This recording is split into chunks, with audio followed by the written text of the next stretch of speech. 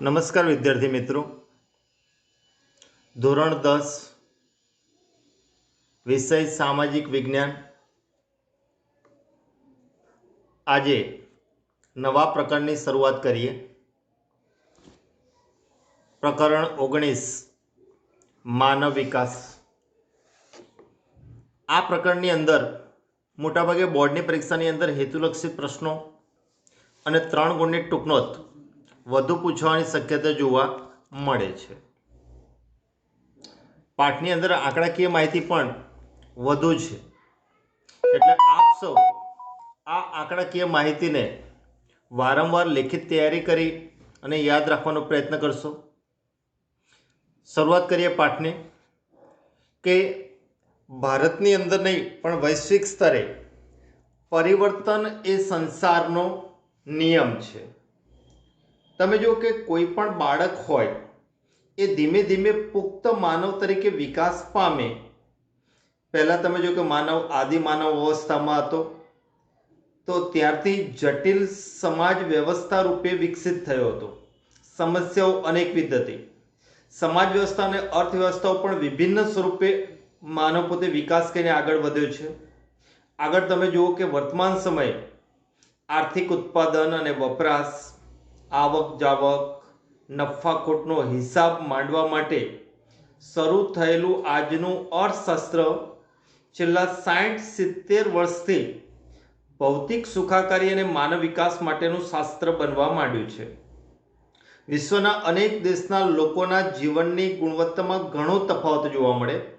એમાં વૈશ્વિક સ્તરે દેશ વચ્ચે જીવનની ગુણવત્તામાં જે તફાવત છે એ તફાવતને જોવા, જાણવા અને સમજવા માટે જીવનની ગુણવત્તા સુધારવા અન્ન, વસ્ત્ર, આવાસ જેવી મૂળભૂત જરૂરિયાતો સંતોષવી જરૂરી બને છે. તો કયા દેશમાં કેટલા પ્રમાણમાં જરૂરિયાતો સંતોષાય છે એનો પણ અભ્યાસ જરૂરી બને છે. વધતા વ્યક્તિ, અન્ન, વસ્ત્ર, આવાસ ઉપરાંત શિક્ષણ, સ્વાસ્થ્ય, મનોરંજન વગેરે જરૂરિયાતો પણ ઊભી થાય છે. તો આ પ્રકરણમાં આપણે માનવ વિકાસ એટલે શું અને માનવ વિકાસ આંકમાં વર્તમાન સમયે અને પહેલાં ભારતની સ્થિતિ કેવી હતી એના સંદર્ભમાં આપણે અભ્યાસ કરવાનો છે. એટલે આપણો પહેલો 2 ગુણનો પ્રશ્ન બને માનવ વિકાસ આંક એટલે માનવ વિકાસ એટલે શું, અને માનવ વિકાસ આંક એટલે શું તો પ્રશ્ન બદલાઈ જાય છે. એટલે માનવ વિકાસ એટલે શું અથવા માનવ વિકાસનો અર્થ સમજાવો, ઇમ્પોર્ટન્ટ 2 ગુણનો પ્રશ્ન. તો આ પ્રશ્નમાં આપણે જોઈએ કે માનવ વિકાસ એ માનવની આકાંક્ષાઓ અને જરૂરી હોય તેવી જીવન નિર્વાહની સુવિધાઓ વિસ્તારવાની પ્રક્રિયા છે. આવું કોણ કહે છે? યુએનડીપી દ્વારા આવું કહેવાય છે. યુએનડીપીનો અર્થ થાય યુનાઇટેડ નેશન્સ ડેવલપમેન્ટ પ્રોગ્રામ, એટલે ગુજરાતીમાં એને કહેવાય સંયુક્ત રાષ્ટ્ર વિકાસ કાર્યક્રમ. આ સંસ્થા એવું કહે છે કે માનવ વિકાસ એ માનવની આકાંક્ષાઓ અને જીવન માટે જરૂરી હોય તેવી જીવન નિર્વાહની સુવિધાઓ વિસ્તારવાની આ એક પ્રક્રિયા એટલે માનવ વિકાસ. માનવ વિકાસ એ વિકાસની દિશામાં માનવ કેન્દ્રિત અભિગમ છે. એટલે કોઈ પણ ક્ષેત્રનો તમે વિકાસ કરો પણ એમાં કેન્દ્ર સ્થાને કોણ હોવો જોઈએ? માનવ. એટલે આ માનવ કેન્દ્રિત એક અભિગમ કહી શકીએ. આમ જોવા જઈએ તો માનવ વિકાસના આવશ્યક સ્તંભ 4 છે, જેમાં સમાનતા, સ્થિરતા, ઉત્પાદકતા અને સશક્તિકરણ, આ 4 થકી માનવને વિકાસ તરફ અભિમુખ કરી શકાય. માનવ વિકાસ એ શિક્ષણ, આરોગ્ય, પોષણ અને સંસાધનોના નિયંત્રણ કરતાં કંઈક વધુ બાબતોનો સંકેત કરે છે. સામાન્ય બાબત આપણે સમજીએ કે વ્યક્તિની માથાદીઠ આવક વધી, રાષ્ટ્રીય આવક વધી, તો એનાથી માનવ વિકાસ થયો છે એવું ન કહી શકાય. માનવ વિકાસ માટે માનવને જરૂરી હોય એવી તમામ જીવનની ગુણવત્તામાં સુધારો થવો અને માનવ જીવન ધોરણની ગુણવત્તામાં સુધારો થવો એટલે એની માથાદીઠ આવક પણ વધવી, દેશની રાષ્ટ્રીય આવક પણ વધવી અને માનવને જરૂરી હોય એવી સુખ સગવડો પ્રાપ્ત થવી, તો જ માનવ વિકાસ થયો એમ કહી શકાય. એટલે માત્ર માનવ વિકાસને આર્થિક વિકાસ સાથે લેવા દેવા નથી. માનવ વિકાસમાં આર્થિક વિકાસ ઉપરાંત સામાજિક અને સાંસ્કૃતિક ક્ષેત્રનો પણ વિકાસ થાય તો જ માનવ વિકાસ કહી શકાય. પહેલાં એવું માનવામાં આવતું હતું કે આર્થિક વિકાસ થાય એટલે માનવ વિકાસ થાય. એટલે આર્થિક વિકાસ માટે દરેક દેશોએ પોતાનું GNP ગ્રોસ નેશનલ પ્રોડક્શન એટલે GNP વધારવા માટેનો પ્રયાસ કર્યો. રશિયા જેવા દેશોએ પોતાનું GNP વધાર્યો, આર્થિક સુખાકારી મેળવી, છતાં પણ દેશમાં કેટલેક અંશે ગરીબીની પરિસ્થિતિ જોવા મળી.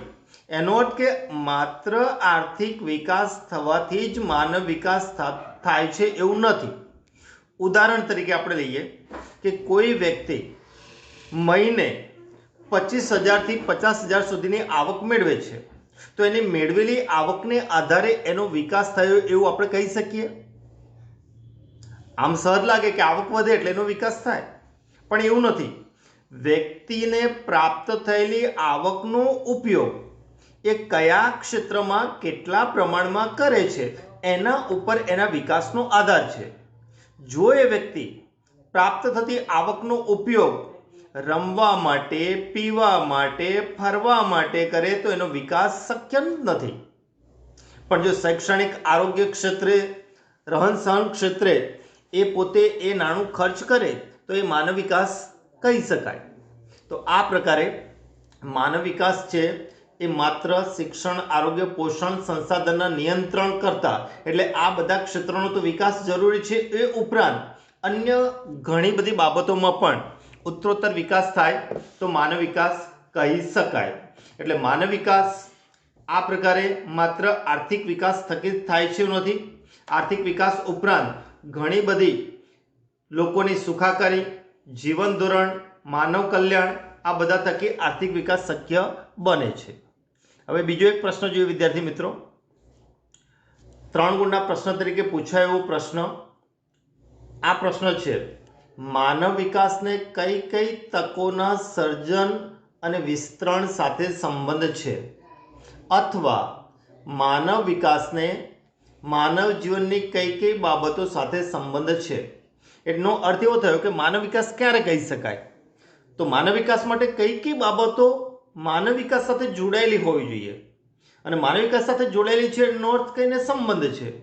તો માનવ વિકાસ માટે મહત્વની જે સંબંધિત બાબતો છે એમાં આપેલી 7-8 બાબતો છે. એમાં પહેલી કે કોઈ પણ માનવીને એને પોતાની રસ, રુચિ, આવડત અને બુદ્ધિ ક્ષમતા અનુસાર સફળ અને સર્જનાત્મક જીવન જીવવામાં સહાયક બનવી જોઈએ. એનો અર્થ એવો થયો કે વ્યક્તિને એની રસ, રુચિ, બુદ્ધિ, આવડત મુજબ કોઈ પણ ક્ષેત્રમાં કે એને જ્યાં રસ છે, એને રુચિ છે એવા ક્ષેત્રમાં એને વિકાસની, સર્જનાત્મક જીવન જીવવાની તક મળવી જોઈએ.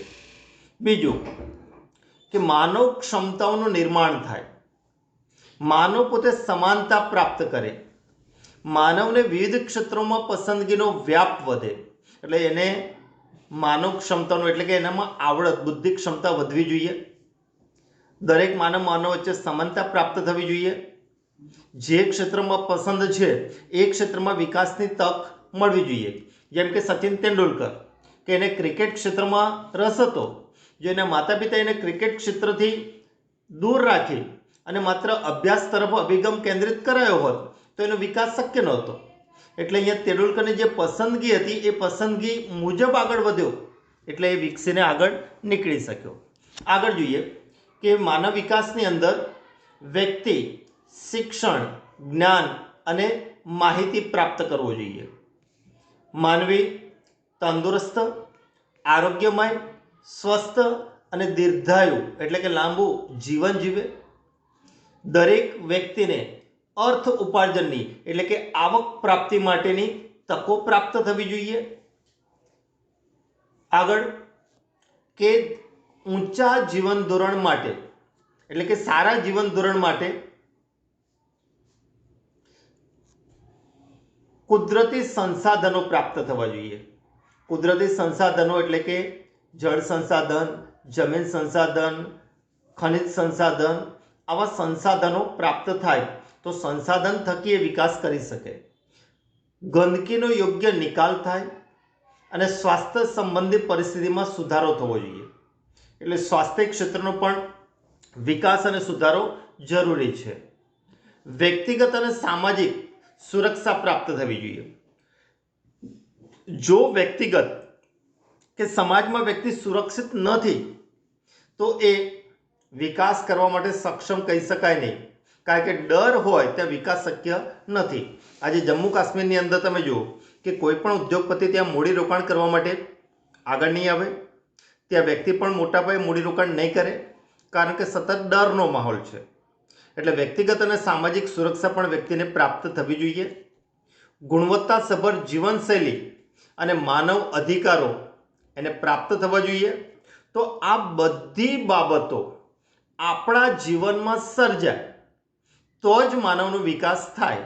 એટલે કહી શકાય કે આ તમામ તકોના સર્જન અને આ તમામ તકોના વિસ્તરણ સાથે માનવ વિકાસને સંબંધ છે. જોઈ ગયેલા પોઈન્ટ એ બધા જ પોઈન્ટ એ આપણા માટેની તકો છે. તો એ બધી તકો આપણામાં સર્જન થાય કે સર્જાય અને એ તકો આપણા જીવનમાં વિસ્તૃત થાય તો જ માનવ વિકાસ થઈ શકે. એટલે આવી તમામ તકોના સર્જન અને વિસ્તરણ સાથે માનવ વિકાસને સંબંધ છે એમ કહી શકાય. આગળ જોઈએ, બીજો એક પ્રશ્ન છે.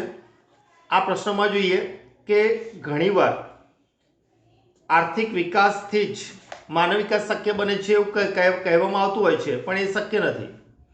કે માનવ જીવન સુખ, શાંતિ, આર્થિક, સામાજિક, રાજકીય અને સાંસ્કૃતિક પાસાઓનો સમાવેશ થતો હોય છે કે જેના થકી માનવ વિકાસ શક્ય બને. પણ ઘણીવાર એવું બને કે કેટલાક વિકાસશીલ દેશોમાં જે નવા નવા સુધારા થતા હોય તો એ નવા સુધારા પ્રત્યે ઉદાસીનતા હોય અથવા નવા સુધારા પ્રત્યે સુગ હોય કે જવા દો ને, નથી કરવું, તો એને ઉદાસીનતા કે સુગ કહી શકાય.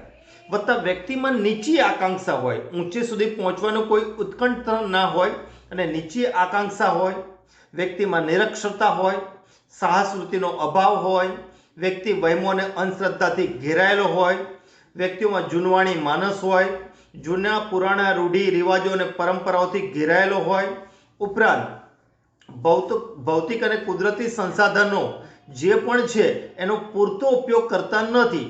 તો આવા કારણોને લીધે એ દેશનો કે એ દેશની પ્રજાનો આર્થિક વિકાસ પણ થતો નથી અને આર્થિક વિકાસ થતો નથી એટલે અંતે સામાજિક વિકાસ કે માનવ વિકાસ પણ શક્ય બનતો નથી. પણ ક્યાં આવું બને કે જ્યાં આ પ્રકારનું માનવ સંસાધન હોય. કયા પ્રકારનું? કે જ્યાં નવીન સુધારા પ્રત્યે ઉદાસીનતા કે સુગ હોય, નીચી આકાંક્ષા, વ્યક્તિમાં નિરક્ષરતા, સાહસવૃત્તિનો અભાવ, અંધશ્રદ્ધા વહેમોથી ઘેરાયેલા હોય, જૂનવાણી માનસ ધરાવતા વ્યક્તિઓ હોય, જૂના પુરાણા રૂઢિ રિવાજો પરંપરાથી ઘેરાયેલા હોય, ભૌતિક અને કુદરતી સંસાધનો જે પણ મળ્યા છે એનો પૂરતો ઉપયોગ પણ નથી કરી શકતા, તો ત્યાં આર્થિક વિકાસ, એના થકી સામાજિક વિકાસ, એના થકી માનવ વિકાસ કશું જ શક્ય બનતું નથી. હવે આપણે જોવાનું છે ઇમ્પોર્ટન્ટ મહત્વનો પોઈન્ટ, માનવ વિકાસ આંકની ગણતરી કઈ રીતે કરાય છે. માનવ વિકાસ આંક શું છે, એની ગણતરી કઈ રીતે કેમ કરવામાં આવે, પહેલાં ટૂંકમાં સમજી લઈએ. કે માનો કે ભારત, ચીન, શ્રીલંકા, યુરોપના દેશો, આફ્રિકાના દેશો, અમેરિકાના દેશો, તો કયા દેશના લોકોનું જીવન ધોરણ કેવું છે, કયા દેશો ભારત કરતાં જીવન ધોરણમાં આગળ પડતા છે, કયા દેશો જીવન ધોરણમાં નીચા છે, કેવી રીતે નક્કી કરવું. તો આ બાબતને નક્કી કરવા માટે જ ડૉક્ટર અમર્ત્ય સેન કે જે નોબેલ પારિતોષિક વિજેતા છે એમને એક HDIની વિભાવના જાહેર કરી. HDIનું પૂરું નામ થાય હ્યુમન ડેવલપમેન્ટ ઇન્ડેક્સ, જેને ગુજરાતીમાં કહી શકાય માનવ વિકાસ આંક. તો આ માનવ વિકાસ આંક કેવી રીતે નક્કી કરવો એના વિશે આપણે અહીંયા સમજૂતી મેળવવાની છે. અથવા પ્રશ્ન આ રીતે પૂછાય કે માનવ વિકાસ આંક વિશે વિગતે સમજૂતી આપો. આ પણ ઇમ્પોર્ટન્ટ 3 ગુણનો પ્રશ્ન છે.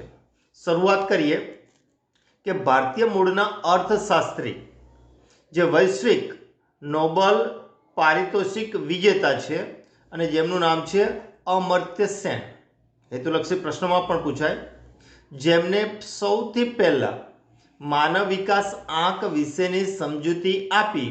એનો અર્થ કે માનવ વિકાસ આંકની વિભાવના સ્પષ્ટ કરી. પ્રથમ માનવ વિકાસનો અહેવાલ લગભગ વિશ્વના ઘણા દેશોનો પ્રથમ માનવ વિકાસ અહેવાલ 1990માં પ્રકાશિત કરવામાં આવ્યો હતો.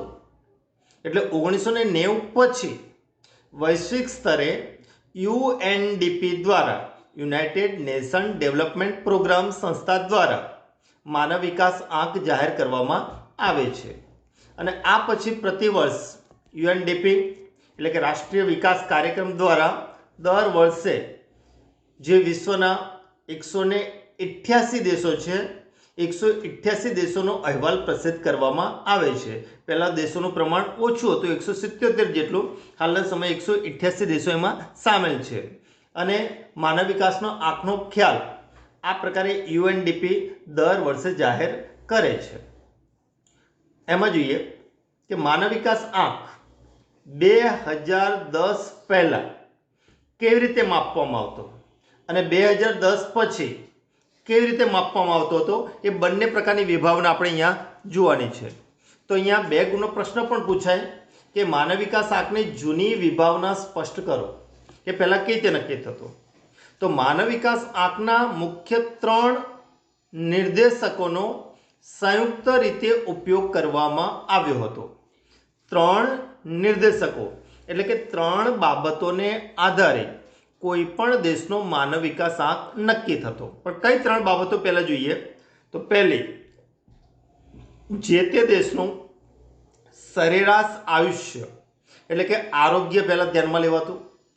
પછી બીજું, શિક્ષણ સંપાદન એટલે કે જ્ઞાન. અને ત્રીજું, જીવન ધોરણ એટલે કે માથાદીઠ આવક. હવે આ 3નો આંક માની લો કે આપણે અહીંયા જોઈએ કે ભારતનું માનવ વિકાસ આંક કઈ રીતે નક્કી થાય. તો ભારતનું સરેરાશ આયુષ્ય એ સમયે 2001ની અંદર 64 વર્ષ હતું. શિક્ષણ સંપાદનની અંદર જોઈએ તો એ સમયે ભારતની અંદર સાક્ષરતાનું પ્રમાણ 65 વર્ષ હતું. અને જીવન ધોરણ જોઈએ તો ભારતીય લોકોની માથાદીઠ આવક $530 હતી. તો અહીંયા 3 આંક આપણને મળ્યા, 64, 65 અને $530. તો આ 3 આંકને આધારે એક સંયુક્ત આંક નક્કી થાય. એટલે 3 આંકનો સરવાળો કરી એને 3 વડે ભાગી એક સરેરાશ એવરેજ આંક મળે. જે એવરેજ આંક મળે એ 0 થી 1ની વચ્ચે આવે. તો 0 થી 1ની વચ્ચે જે મળતો આંક છે એ આંક કોઈ પણ દેશનો માનવ વિકાસ આંક ગણી શકાય. જેમ કે નીચામાં નીચો આંક કયો તો 0.001 અને ઊંચામાં ઊંચો કયો તો 1.000. આ ઊંચામાં ઊંચો આંક ગણી શકાય. તો આ પ્રકારે તો આ 3 નિર્દેશકોના સંયુક્ત આંકને આધારે કોઈ પણ દેશનો માનવ વિકાસ આંકનો ક્રમ નિર્ધારિત કરવામાં આવતો. તો પહેલાં આ 3 આંકને આધારે સંયુક્ત આંક બનાવવામાં આવતો. એટલે જે દેશનો આંક બને એ આંકને ધ્યાનમાં લઈ વૈશ્વિક સ્તરે એને ક્રમિક ગોઠવવામાં આવે અને વૈશ્વિક સ્તરે તમે માનવ વિકાસ આંકમાં કયા ક્રમે છો એનો પણ ખ્યાલ મળી શકે. તો 2009 સુધી માનવ વિકાસ આંકની ગણતરી આ પ્રકારે થતી હતી. 2010 થી નવી પ્રવિધિ આવી એટલે એમાં સુધારો આવ્યો માનવ વિકાસ આંકની ગણતરીમાં. અને સુધારા મુજબ હવે માનવ વિકાસ આંકની ગણતરી થઈ રહી છે. કયો સુધારો આવે ને કઈ રીતે ગણતરી થાય એ આપણે જોઈએ. હવે એમાં જોઈએ કે યુએનડીપી દ્વારા માનવ વિકાસ આંક HDIની ગણતરી માટે વર્ષ 2009 સુધી 3 નિર્દેશકનો ઉપયોગ થતો. પણ 2010 થી નવી પ્રવિધિ અસ્તિત્વમાં આવી. તો આપણે હવે જોવાનું છે નવી પ્રવિધિ, જે વિગતે જોવાનું છે. વર્ષ 2010 થી માનવ વિકાસ આંકની ગણતરીમાં નવી પ્રવિધિનો એટલે કે નવી બાબતનો, નવી મેથડનો ઉપયોગ કરવામાં આવે છે. આ નવી મેથડના પણ મુખ્ય 3 નિર્દેશકો છે, એટલે કે 3 બાબતોને આધારે જ કોઈ પણ દેશનો HDI એટલે કે માનવ વિકાસ આંક નિર્ધારિત થાય છે. આ 3 નિર્દેશકોમાં પહેલો નિર્દેશક આપણે અહીંયા સમજીએ. હવે જેમાં આવે અપેક્ષિત આયુષ્ય આંક, જેને ટૂંકમાં કહેવાય LEI એટલે કે સરેરાશ આયુષ્ય, એમાં ધ્યાનમાં લેવાય છે. અપેક્ષિત આયુષ્ય આંક એને વ્યાખ્યા પહેલાં સમજાવવાની.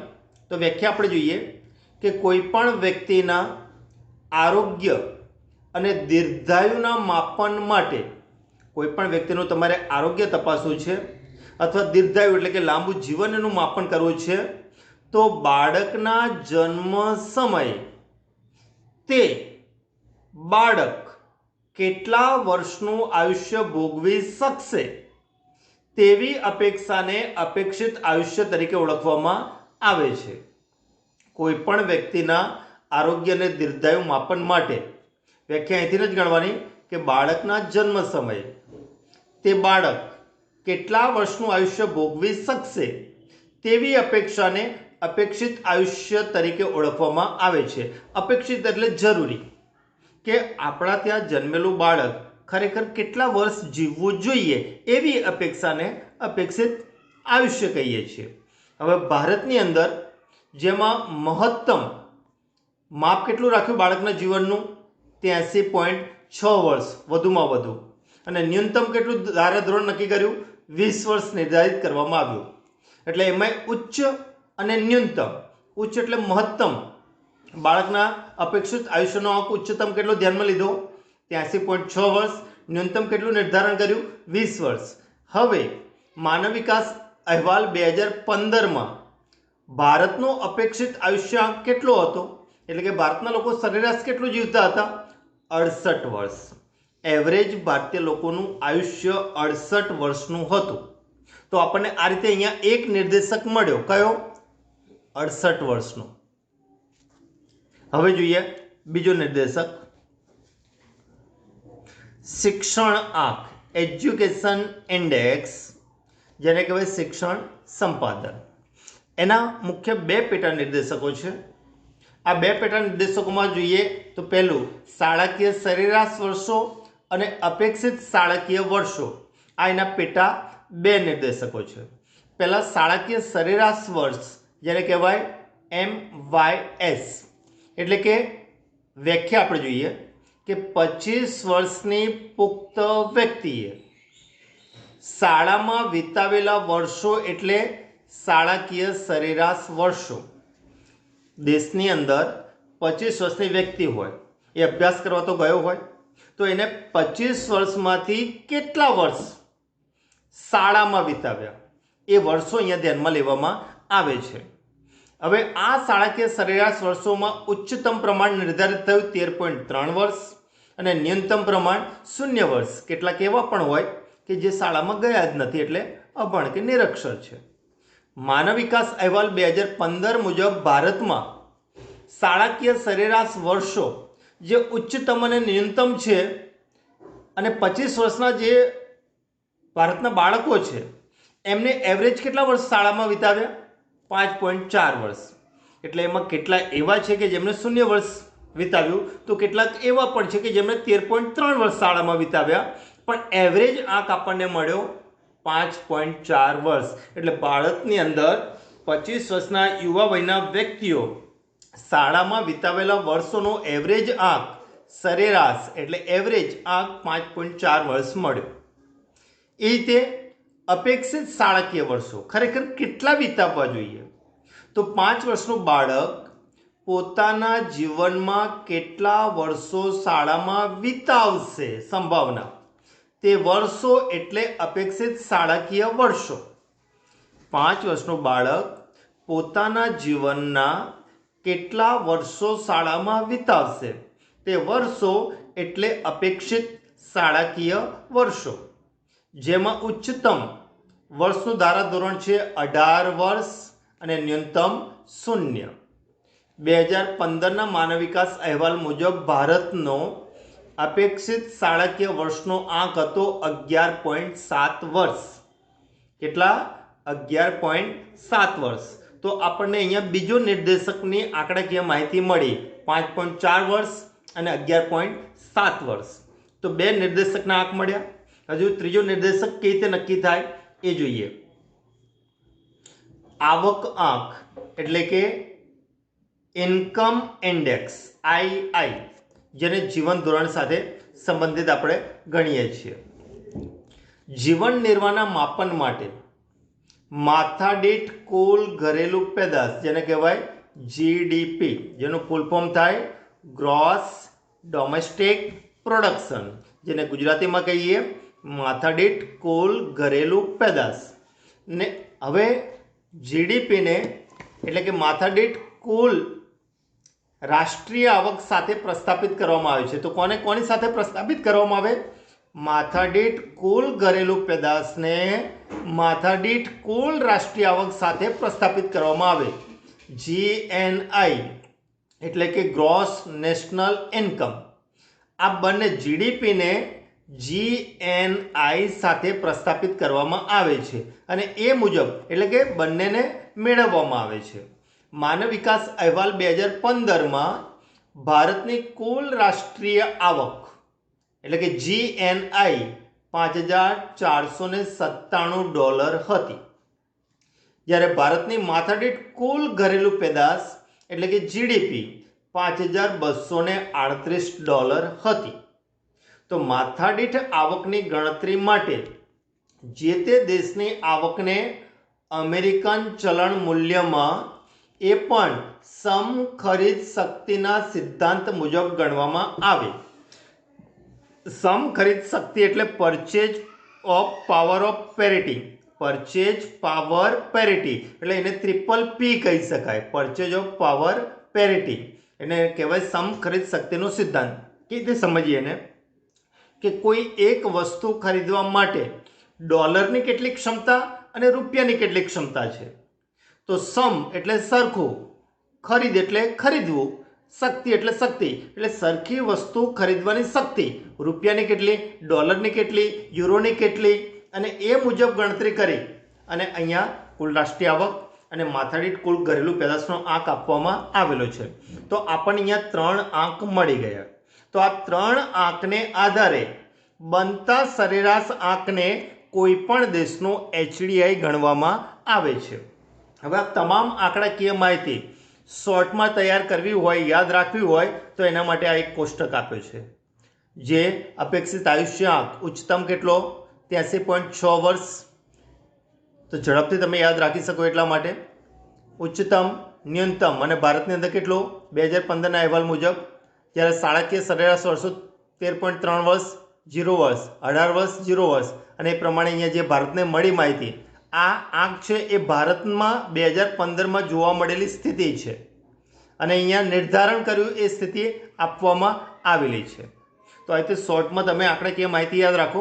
માહિતી યાદ રાખો એટલે માત્ર બધાની વ્યાખ્યા યાદ રાખવાની છે અને એ પ્રમાણે તમારે વાક્ય રચનામાં જવાબને પલટાવવાનો રહેશે. તો આપણે અહીંયા આજનું લેસન પૂર્ણ કરીએ. જે પોઈન્ટ ચાલ્યા છે એ પોઈન્ટ અને આંકડાકીય માહિતી આપ સૌ મોઢે કરીને લખી નાખશો. અને અર્થશાસ્ત્ર એ એવો ભાગ છે જે ચાલે એ પ્રમાણે તમે તૈયારી કરો, એના એ જ દિવસે તો સરળતાથી તૈયારી થશે. આજનું કામ કાલે છોડશો તો તૈયારી કરવામાં વાર લાગશે, સમય જશે. વિડીયો લેસન ના હોય તો 1 થી 2 વાર સાંભળો અને પછી લખો. અસ્તુ.